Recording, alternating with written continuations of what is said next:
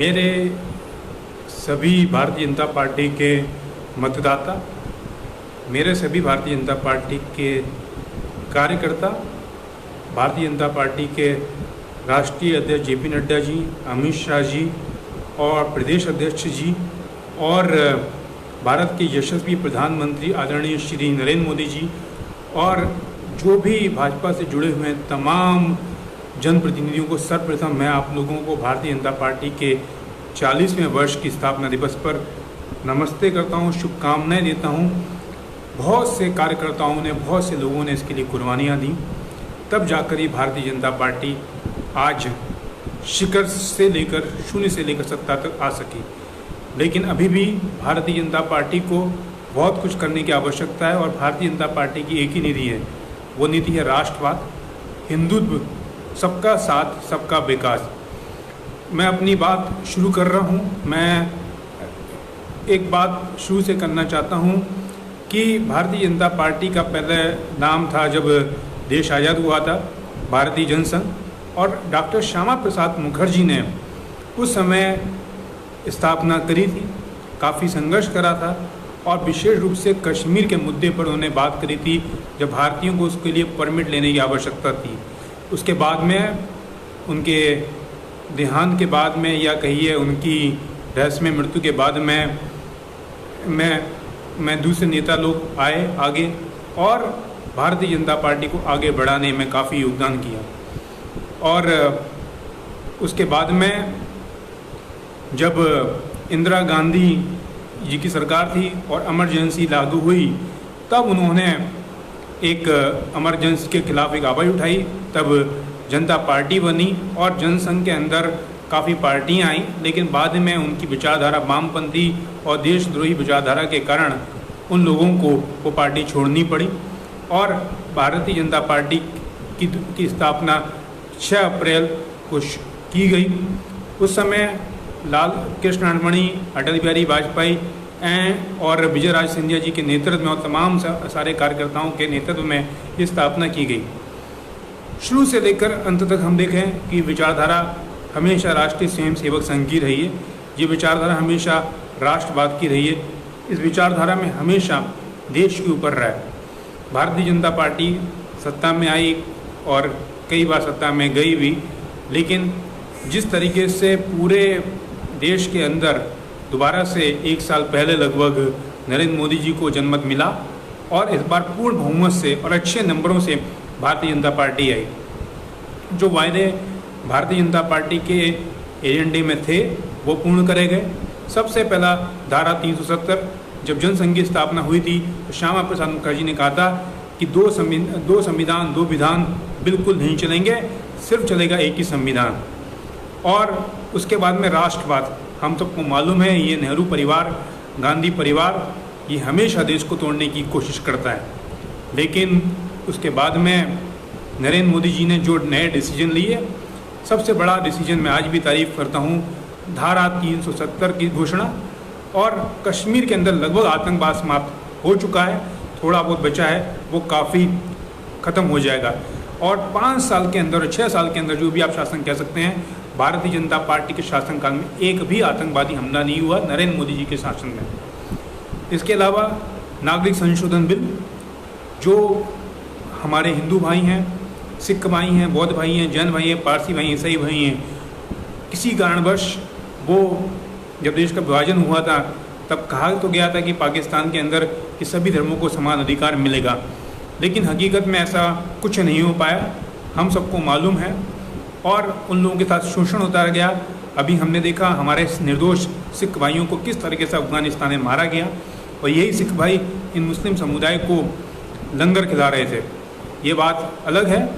और उसके बाद जब ये नागरिक संशोधन बिल लाया गया, इसमें ये प्रावधान करा गया, कोई भी जो हिंदू, सिख, जैन, बौद्ध उस क्षेत्र का है वो भारत में आता है, उसको नागरिकता दी जाएगी।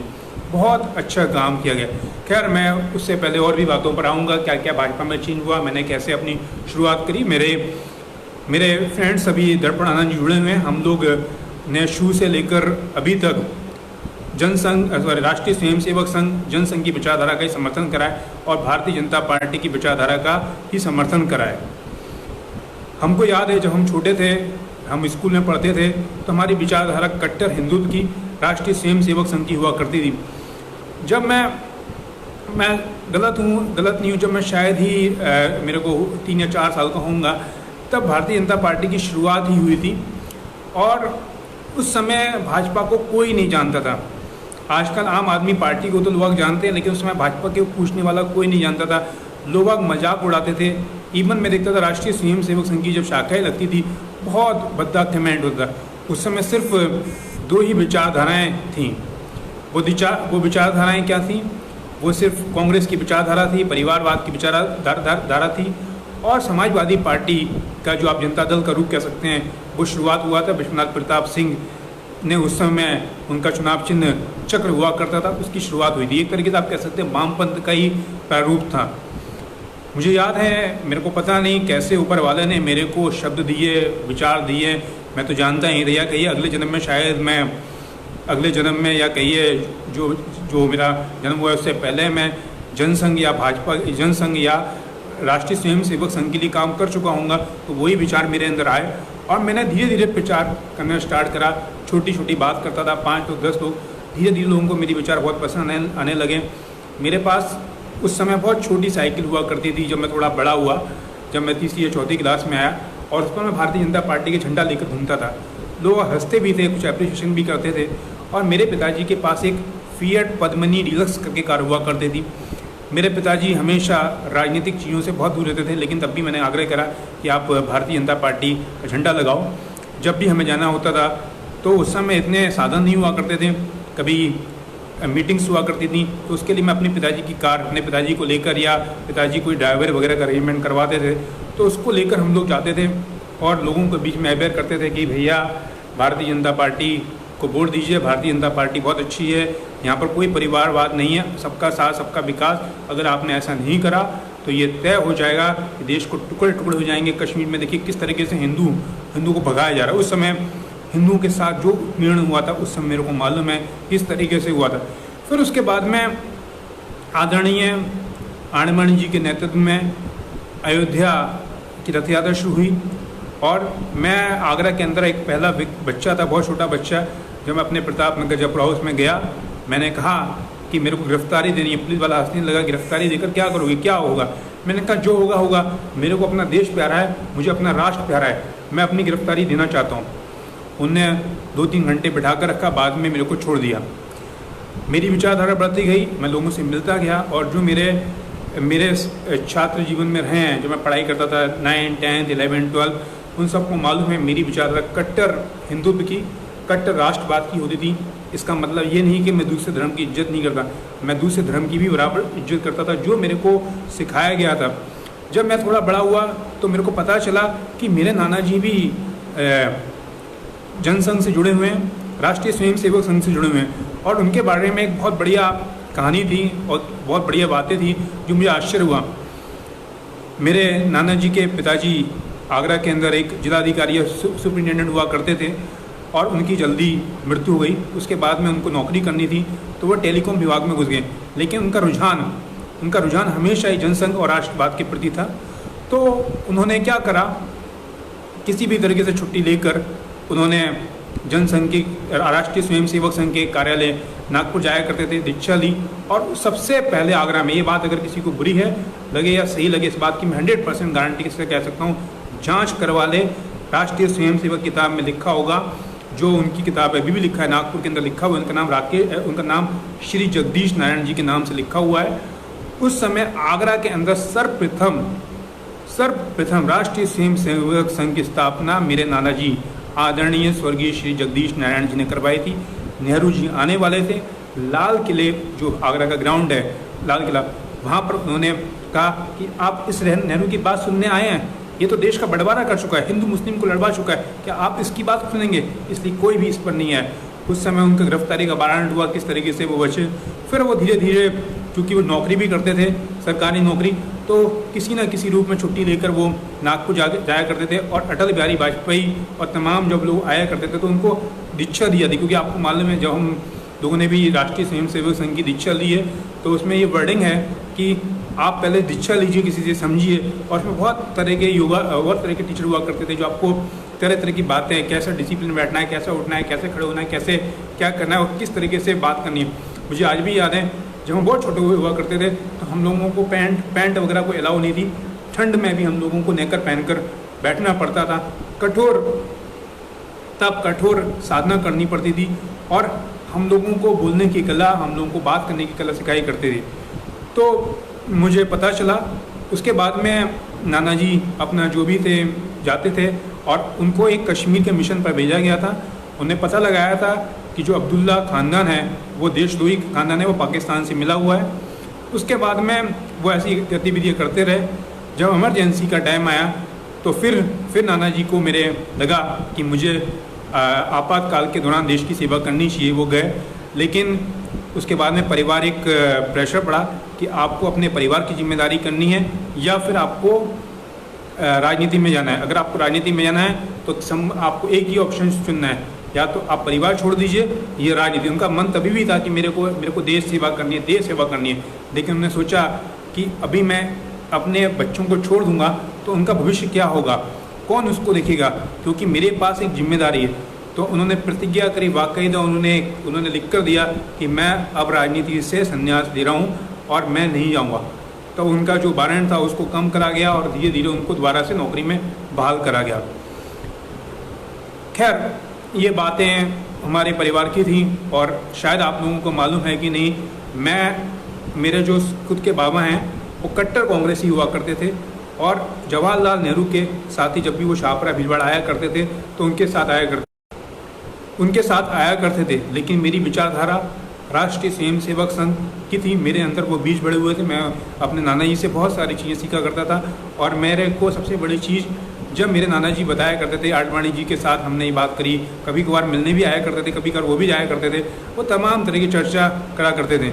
मैं उनसे जब कहता था कि एक बार मैंने मजाक में क्या, मैंने सीरियसली कहा कि अब आप किसी भी तरीके से मेरा अटल बिहारी वाजपेयी जी से मुलाकात करवा दीजिएगा, आप किसी भी तरीके से मेरी मुलाकात करवा दीजिएगा। उन्हें कान पकड़े, उन्होंने कहा अगर जीवन में राजनीति में आना है और संघर्ष करना है तो खुद के बूते पर संघर्ष करो। ये अटल बिहारी वाजपेयी जी को तुम क्या सोचते हो, उन्होंने इतना संघर्ष करा है कि क्या होता है मैंने उनको देखा है। ये राष्ट्रीय स्वयंसेवक संघ के लोगों को देखो, श्यामा प्रसाद मुखर्जी ने कितना संघर्ष करा, दीनदयाल उपाध्याय जी ने कितना संघर्ष करा है। तुमको क्या लगता है अगर मैं तुमको पका पकाया माल भी दे दूंगा तब भी तुम्हारे लिए बेकार है।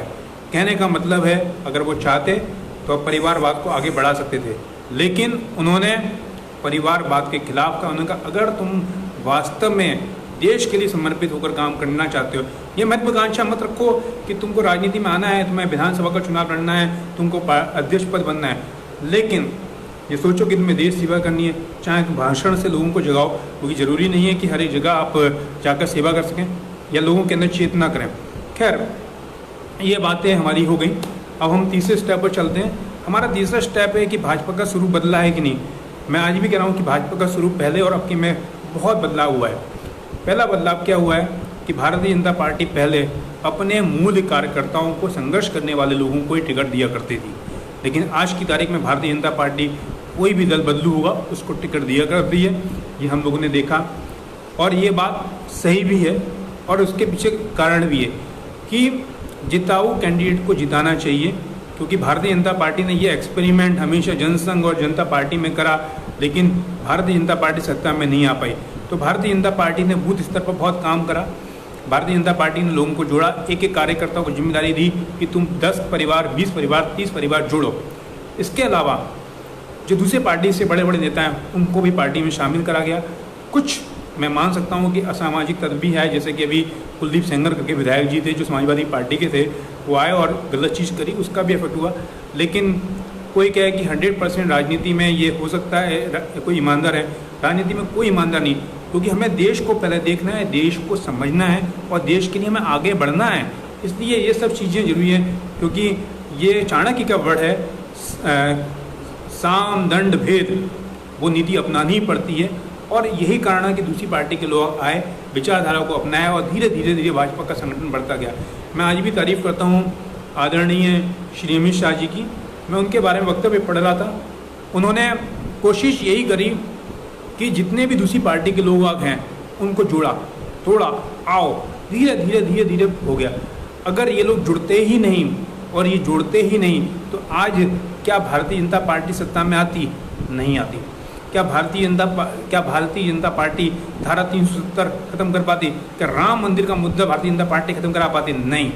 इसलिए देश हित में उनका जो काम है वो वास्तव में अतुलनीय है, वंदनीय है।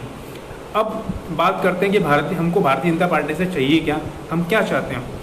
देखिए, जो भारतीय जनता पार्टी को करना चाहिए था नरेंद्र मोदी जी ने पूरा का पूरा काम कर दिया है। अभी हम लोग एक चीन के द्वारा या आप कह सकते हैं कोरोना वायरस की जंग में लड़ रहे हैं और आदरणीय नरेंद्र मोदी जी जिस तरीके से हम लोगों को एक गाइडेंस की तरह, एक राष्ट्रपिता के रूप में हम लोगों को मोटिवेट करें, अपने आप में अतुलनीय है, वंदनीय है। लेकिन अभी 2-3 मुद्दे हैं जो मेरे को सुनने में आ रहा है।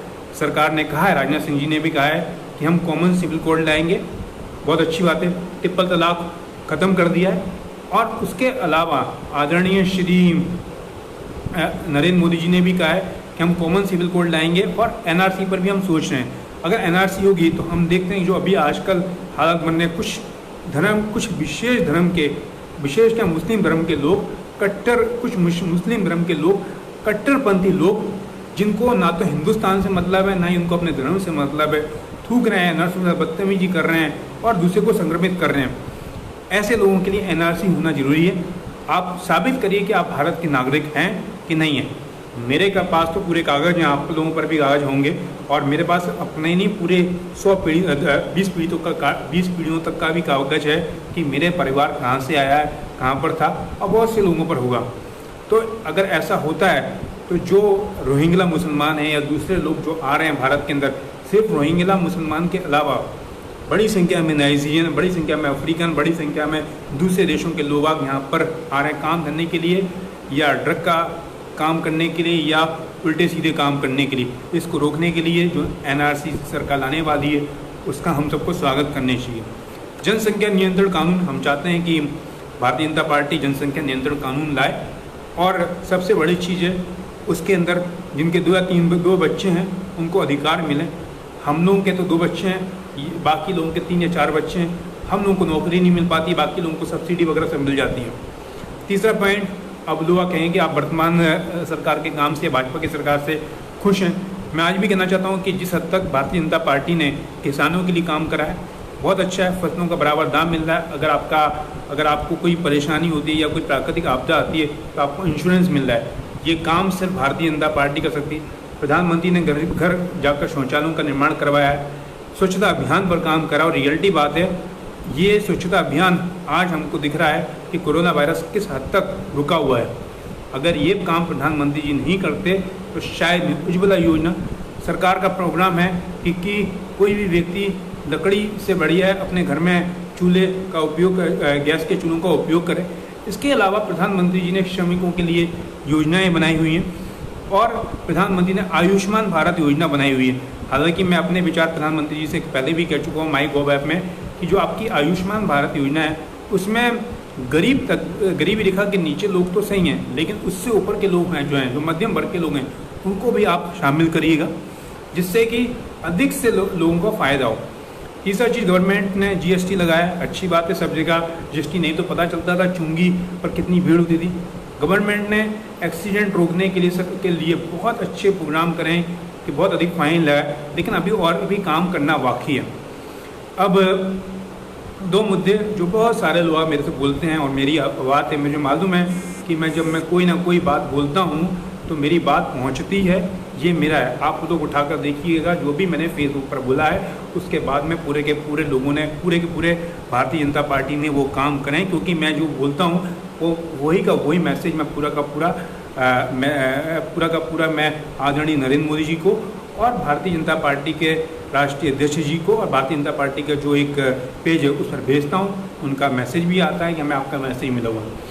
अभी सबसे बड़ा मुद्दा क्या है कि प्राइवेट एजुकेशन, बहुत सारी प्राइवेट एजुकेशन खुल गए हैं, जगह जगह इंस्टीट्यूट खुल गए हैं, लेकिन वहाँ पैसा देता है, लोग आप पढ़ते हैं, लेकिन उसके बाद में रोजगार की कोई गारंटी नहीं।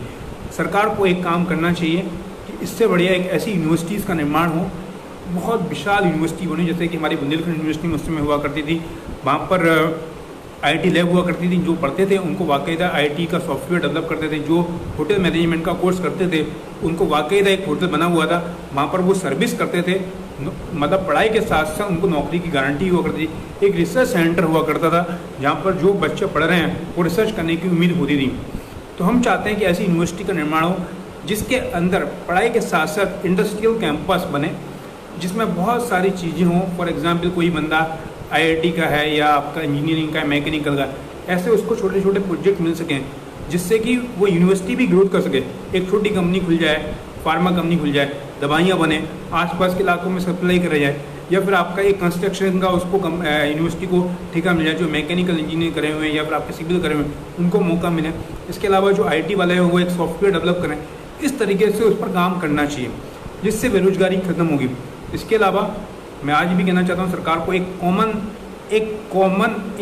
कॉमन प्लेटफॉर्म बनाना चाहिए कि किसी को भी अप्लाई करना है एक कॉमन प्लेटफॉर्म पर, कहने को नौकरी, मोनिस्टा, बहुत सारे 50 तरह के साइट आ गए जिससे उसको मौका मिल सके। इसके अलावा इसमें मैं बात ऐड करना चाहता हूँ, जो सरकारी कंपनियाँ हैं उसको स्थापित करा जाए। अगर सरकारी नौकरियों को, सरकारी कंपनियों को स्थापित करा जाए, फॉर एग्जांपल आपका भेल है या फिर आपके ओएनजीसी हैं या आपका ये दूरदर्शन है या फिर आपका ये हमारा महानगर टेलीफोन है, जो ये बीएसएनएल है, उसको दोबारा से इस्टेब्लिश करा जाए और उस सरकारी नौकरी में आरक्षण समाप्त कर दिया जाए, जिसमें जो योग्यता है वो योग्यता दे, काम करे और उसको मौका मिले और उसमें टारगेट भी रखे जाएँ सील्स के।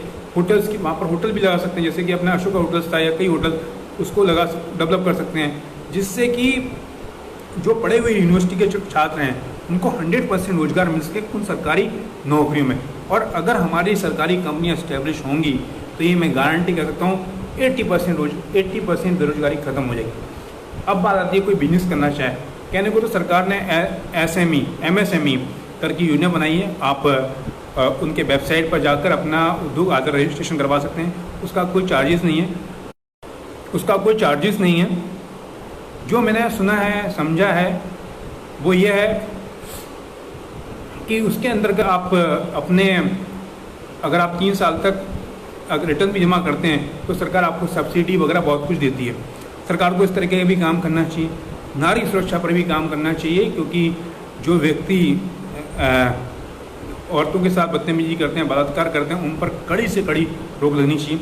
इसके अलावा स्वच्छ राजनीति आनी चाहिए, बहुत बड़ा इंपॉर्टेंट टॉपिक है। मैं अपना बात 3-4 मिनट में और ख़त्म कर दूंगा, क्योंकि बहुत लंबी बात करने का कोई औचित्य नहीं बनता है।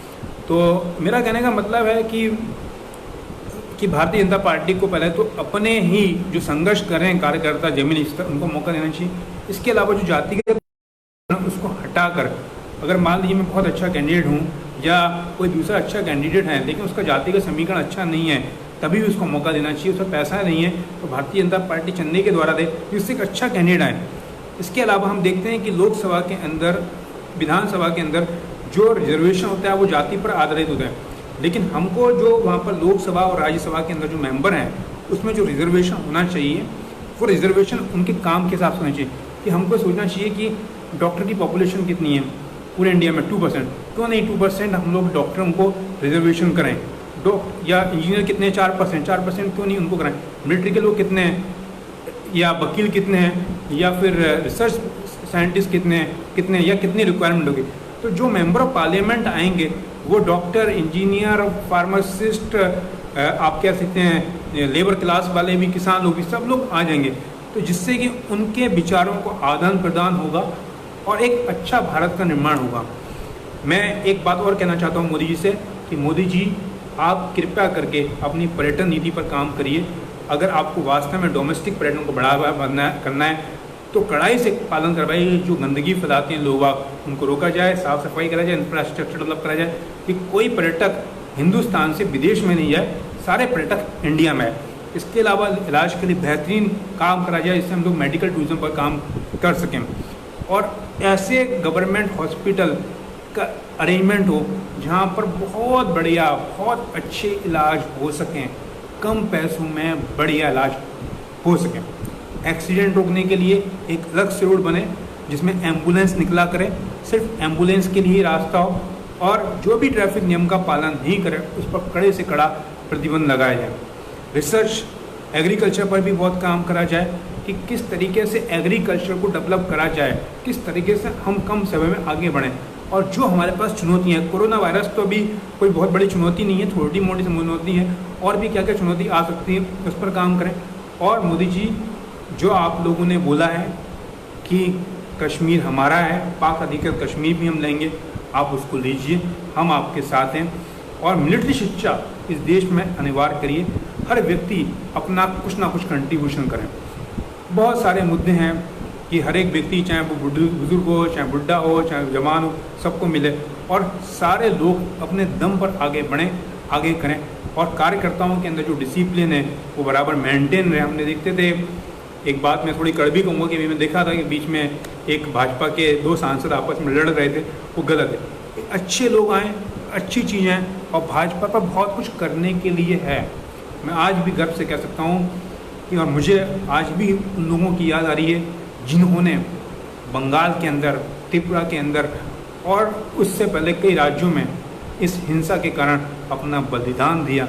मैं उनको शत शत नमन करता हूँ, उनके अंतरात्मा को मैं प्रणाम करता हूँ कि उनके बलिदान दिया, वो बलिदान बेकार नहीं दिया। भाजपा सत्ता में है और नरेंद्र मोदी जी बहुत अच्छा काम कर रहे हैं, और मुझे पूर्ण विश्वास है कि भारतीय जनता पार्टी जो विश्व की सबसे बड़ी पार्टी बनी है, वो इस समय और भी बहुत बड़ी पार्टी बनेगी। और आप देखिएगा, भाजपा अगर अच्छा काम करती है तो मैं दावे के साथ कह सकता हूँ कि हर एक विश्व में भारतीय जनता पार्टी होगी। ऐसा कोई देश नहीं होगा जहाँ पर भारतीय जनता पार्टी नहीं होगी। मैं अपने कार्यकर्ताओं से भी कहना चाहता हूँ कि अगर आपके सांसद, विधायक और पार्षद हो रहे हैं, या मैं अपने सांसद, विधायक, पार्षद से कहना चाहता हूँ, हर बार मोदी के नाम पर वोट नहीं मिलेगा। आपको मौका मिला है, पता नहीं कैसे मौका मिला है, क्या मिला है, जो भी है, आपको मौका मिला है, आप ईमानदारी से काम करिए। अगर आपको फंड की दिक्कत है आप बताइए, पूरे कार्यकर्ता मतदाता आपको फंड देंगे। अगर आपके अधिकारी नहीं सुनता है, आप कार्यकर्ताओं को बताइए, या फिर आप भाजपा के जो भी वरिष्ठतम अधिकारी उनको बताइए आपकी सारी बात। अगर आपको कोई व्यक्तिगत दिक्कत है आप बताइए, अगर आपको कोई भी प्रतिनिधि अपॉइंट करना है वो भी बताइए, आप काम करिए। मुझे अच्छा नहीं लगता है कि हमारे आदरणीय अमित शाह जी वोट मांगने के लिए दिल्ली में गए। हम चाहते हैं अमित शाह जी रणनीति बनाएं, हम लोगों को गाइडेंस करें, और हम चाहते हैं कि आप लोग ईमानदारी से काम करिए। अगर आप लोग ईमानदारी से काम करेंगे ना, कार्यकर्ताओं से मिलेंगे, जनता से मिलेंगे, जनता के सुख दुख में काम करेंगे, मैं गारंटी से कह सकता हूँ अगले लोकसभा चुनाव में भारतीय जनता पार्टी 450 लोकसभा सीट जीतेगी, 400 से ऊपर लोकसभा सीट जीतेगी। और जिस तरीके से आदरणीय योगी जी और बाकी स्टेट में भाजपा के लोग काम कर रहे हैं, उत्तर प्रदेश में जो भी विधानसभा चुनाव होगा, भारतीय जनता पार्टी पहले की अपेक्षा बहुत सीटों जीतेगी। बस डिसिप्लिन में रहिए, ये महत्वाकांक्षा मत रखिए कि आज हमको पद मिला नहीं मिला। अब मेरे बारे में लोग आप पूछते हैं कि आपकी क्या महत्वाकांक्षा। मेरी महत्वाकांक्षा जो थी ऊपर वाले ने कर दी, चुनाव लड़ लिया, विधानसभा का चुनाव लड़ लिया, भाजपा का प्रचार करता हूँ।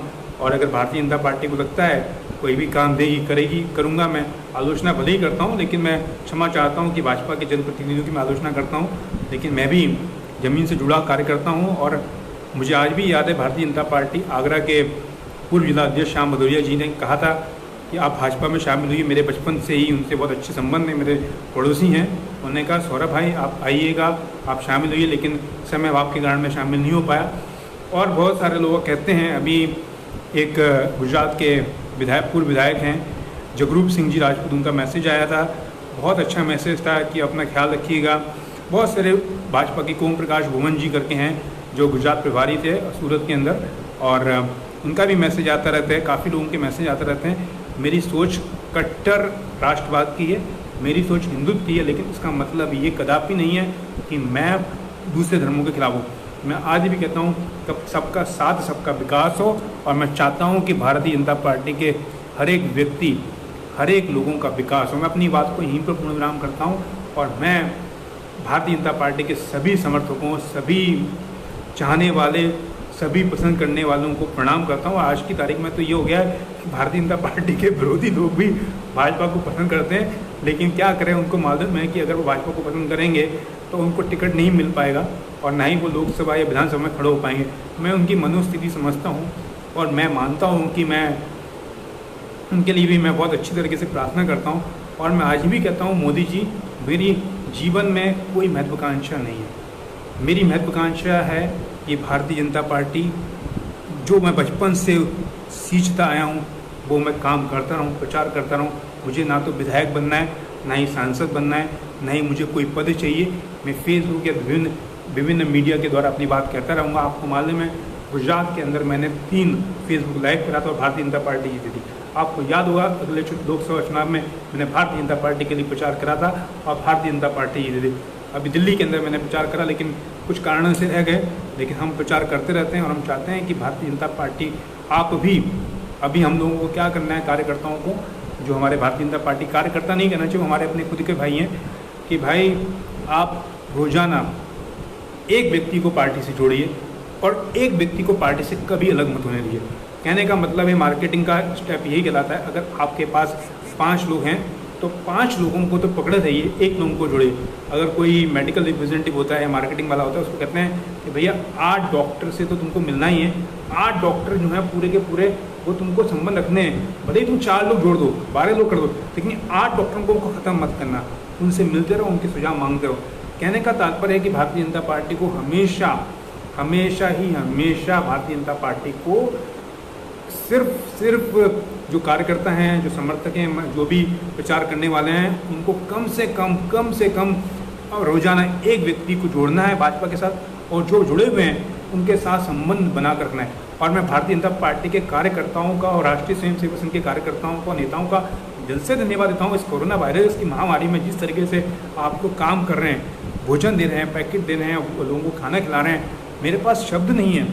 मैं तो आप लोगों को प्रणाम कर सकता हूँ, नमन कर सकता हूँ। और जिस तरीके से आप तो बहुत अच्छा काम कर रहे हैं, मैंने भी कहा था कि मैं कुछ करूँ, थोड़ा बहुत काम कर रहा हूँ, लेकिन मैं उम्मीद करता हूँ कि आप लोग जो अच्छा काम कर रहे हैं और पूरा देश आपको नमन करता है, प्रणाम करता है। और भारतीय जनता पार्टी एक संस्कृति है, एक विचारधारा है, ना कि कोई राजनीतिक दल है। भारतीय जनता पार्टी का मतलब ये सिर्फ ये नहीं है कि हम सिर्फ क्या कहते हैं पार्टी में पद के लिए जुड़े हुए हैं। हम अपनी संस्कृति, अपनी धरोहर को बचाने के लिए जुड़े हुए हैं। हम लोग अपने ज्ञान को आगे बढ़ाने के लिए बढ़े हुए हैं। हमारा उद्देश्य इस देश को आगे बढ़ाना है, हमारा उद्देश्य इस समाज को आगे बढ़ाना है, और हमारा उद्देश्य जो हमारे साथ लोगों ने गलत भ्रांतियाँ फैलाई, उदाहरण के तौर पर मैं कहना चाहता हूँ वामपंथी, पता नहीं क्या क्या समणवाद और क्या क्या कर दिया। जब इतने साल देश गुलाम रहा तो किसी की हिम्मत हो सकती है जो ऊंच नीच करें। आप लोगों ने रामायण देखी होगी, रामायण में भगवान रामचंद्र जी ने भी एवट के साथ बहुत ही शालीनता से बात करी, शबरी को माँ करके बोला। तो आपको लगता है कि भारत के हिंदू या विश्व के उस समय के हिंदू एक दूसरे के दुश्मन हुआ करते थे? ये बिल्कुल नहीं है। ये सिर्फ वामपंथ और कांग्रेस की विचारधाराओं के कारण हुआ है। और मैं एक ही बात कहना चाहता हूँ, अगर कांग्रेस पार्टी को भविष्य में चुनाव जीतना है या अच्छे विपक्ष के रूप में आना है या समाजवादी पार्टी को भी आना है, उनको भी भाजपा से राष्ट्रवाद, विकासवाद, सबका साथ सबका विकास पर काम करना होगा, परिवारवाद से उठकर काम करना होगा, तभी देश का भला हो सकता है। ये देश हम सबका है, संस्कृति हम सबकी है, और गर्व है हमें कि आज ऊपर वाले ने हमारे को ऐसी पार्टी दी है जो हमारी संस्कृति को बचाए रखी है, हमारे आप को बचाए रखी है।